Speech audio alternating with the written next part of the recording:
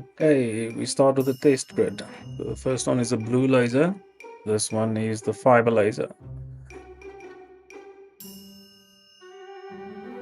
So those of you that's been around with me for a while will know that this is the file that actually started my whole color engraving thing. So yeah, I'm just making some modifications for someone who requested me to change the look of this lighthouse a little bit. So I'm changing most of the settings so that we actually use mostly fiber for this engraving. So I'm using the cross-hatching feature now as well, which I never did before. So you'll see a second pass going over this thing in the opposite direction. This is actually giving me a lot more consistent colors. Also to notice that if you use the fiber laser, I push the hertz up to 60 hertz. You would ideally want something 80 hertz or higher, but this is now the max of what my machine can do. So yeah, we're just running the entire file through, mostly fiber. Did not like that I could not get the lighted parts to light up in yellow.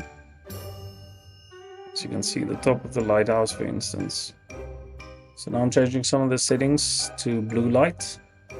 I like using a combination of blue light and fiber in my color engravings.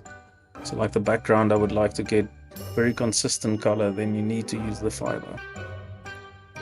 Go, let's see what we get.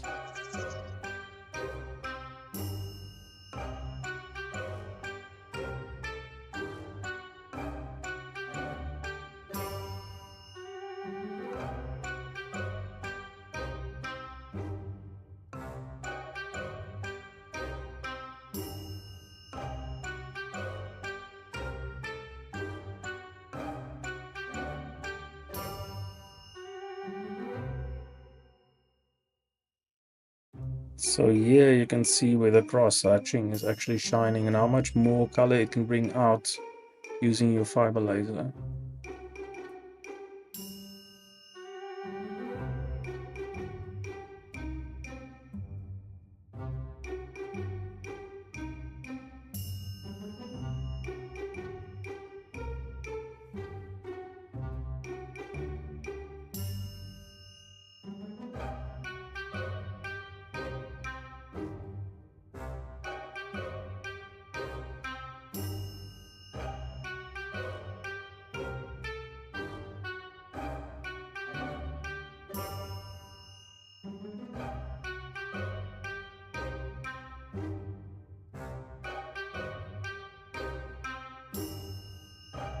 So time for some beauty shots.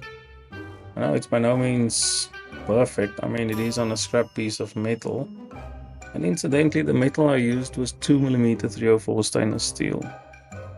Just normal industrial grade making parts.